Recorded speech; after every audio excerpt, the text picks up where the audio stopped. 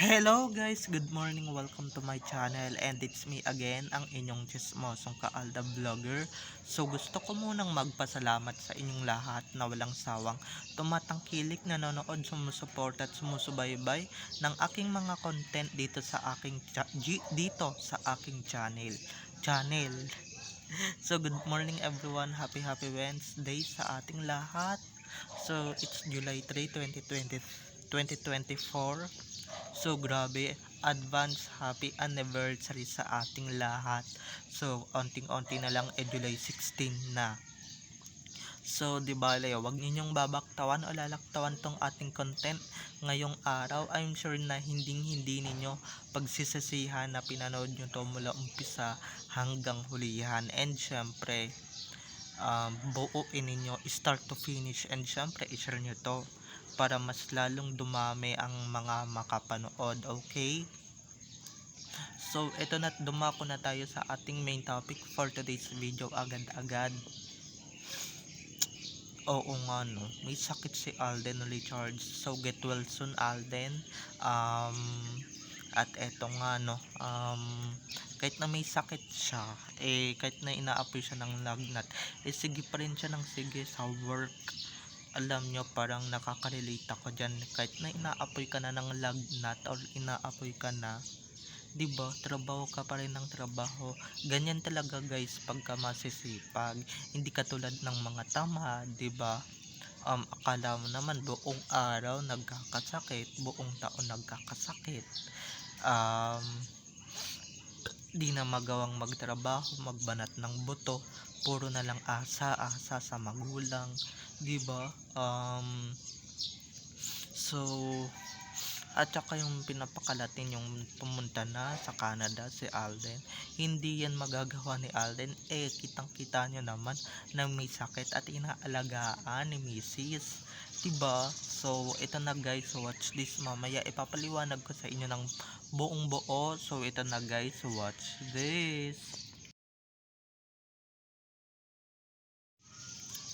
At kung nakita nyo na ngayong recap, so once again, CTTO. So, ayan, dumako na tayo sa ating main topic for today's video agad-agad. Gaya nga ng sinabi ko, no, so, get well soon kay Alden Richards, kung saan diba, may sakit siya ngayon, pero alam nyo naman guys, walang sakit-sakit sa amin. Lalong lalo na sa akin, diba, kahit ako naapoy ako ng lagnat or sinisipon ako, diba, kunwari lang naman, or palibhasa nakaka-relate ako dito sa kinikwento natin, diba, sige pa rin lang sige sa kakatrabaho dahil nasa schedule niya daw ang pagtatrabaho. Pero di natin maiiwasan, diba, papagalitan siya ni Mrs. na wag na muna mag-work dahil baka mamaya mabinat. Pero ganyan talaga guys pagka gustong mag-work ng mag-work, hindi ninyo mapipigilan yan dahil para sa future din naman niya yan, diba? Pero eto lang, wag abusuhin yung katawan, kasi yung katawan natin, diba, baka mamaya bumigay tayo, alam niyo naman. Pero etong deep inside, pagkatapos niyang pagalitan si Alden ni Maine, diretso asikaso naman yan kay Alden, diba, na asikaso yung gamot, yung mga vitamins, kailangan kompleto sa vitamins, kailangan diba, maglagay ng bimbo sa likod, kailangan ganito ganyan na, diba, how sweet, how ironic pagka may mga ganyan akong nababalitaan or may mga ganyan akong nababasa. Ay nako, walang kandumaya talaga yung kilig ko, talagang swerte na lang talaga, no, may mga ganyan pa palang babae. Kasi guys, kung iba yan, diba, wala nang pakialam yung mga ibang babae sa mga asawa nila, hahayaan nilang magkasakit, diba, sasermonan pa nila ng bonggang bongga, hindi nila aasikasuhin, papabayaan lang nilang umapoy ang lagnat or apoy ng lagnat, hindi man lang nila bibigyan ng gamot, 'di ba? Puro sila gala ng gala. So iba yung mga housewife ngayon.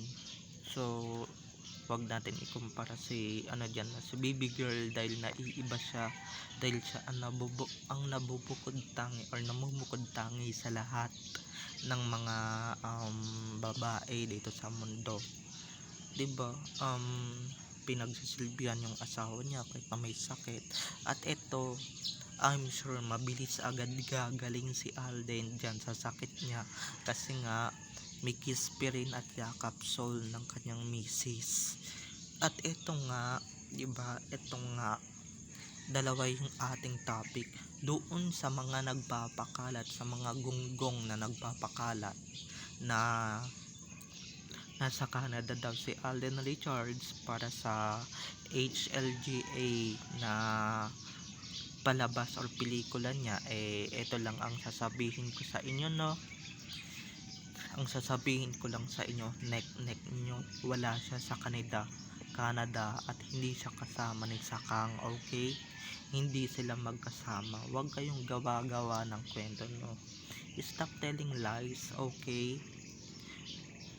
Because Alden is just sick and he's sick, okay? And he's home with her missus na si May Mendoza. Kaya lang naman siya nagtatrabaho during na may sakit. Ganyan din ako na, 'di ba? Ganyan talaga, may tawag diyan, workaholic. Hindi natin maiiwasan yan, guys, na pagka may sakit tayo or ano, may inaapoy tayo ng lagnat, ayaw pa rin natin paawat, 'di ba? Maski sa pagba-vlog, mga vlogger diyan, shout out sa inyong lahat, 'di ba? Pagka may ubo, sipon, maririnig ninyo sa camera o bumabaheng, inuubo, 'di ba? So ayun lang mga ka-Aldab Nation. So balik tayo sa Canada issue. Huwag ninyong anuhin na diyan kayo maniwala, dito kayo maniwala diyan sa post na yan ni Baby Theo na hindi nga pumunta ng Canada yung daddy niya, 'di ba? Nasa Pilipinas lang at syempre may sakit. Paano siya makakapunta ng Canada, 'di ba? Kung alam naman nating inaapoy ng lagnat si Alden Richards or si Tisoy, 'di ba?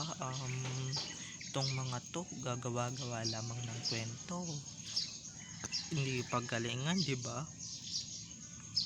Kaya iyan, nasampal kayo tuloy ni Baby Theo.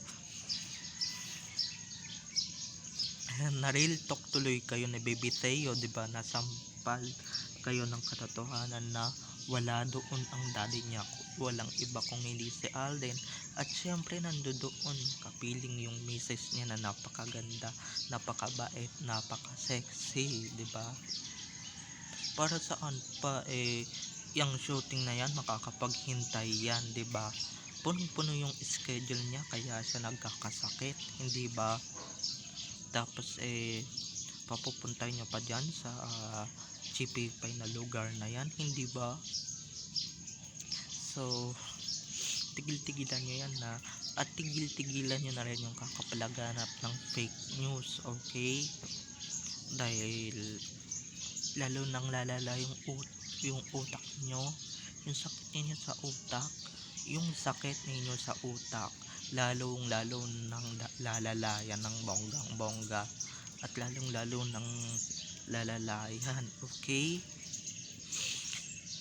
Ingat-ingat kayo, baka mamaya matuluyan kayo, 'di ba? Lalo na yung mga nakikita ko sa Facebook na panay edited ng cut din, 'di ba? Kung yung Armin nagsawa na kaka-edit dahil nga wala na silang mai-edit,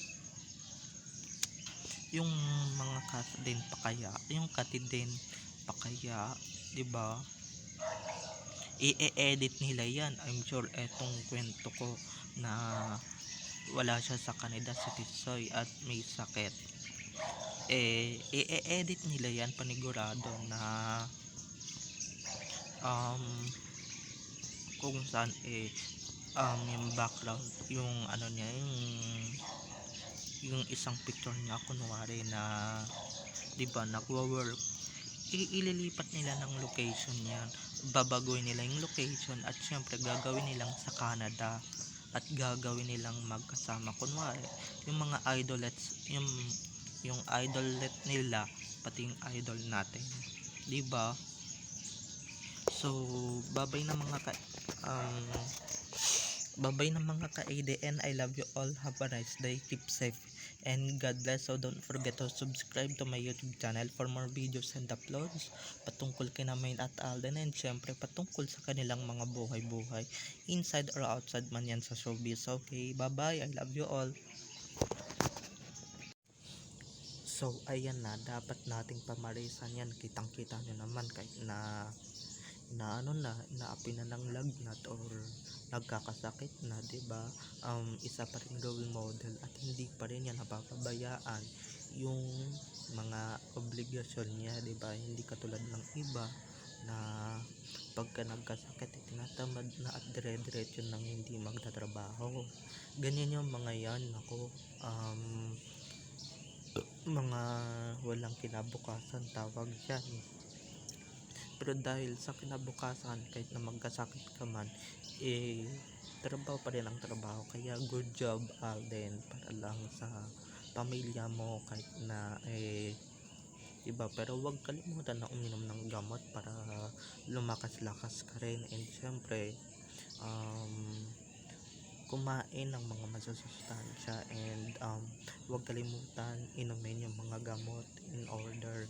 So wala, 'di ba?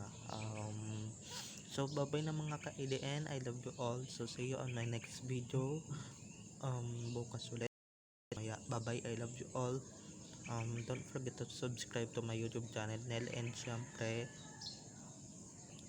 don't forget to click the notification bell below para ma-notified kayo sa mga susunod ko pang i-upload mga videos patungkol kay Main at Alden. Bye bye.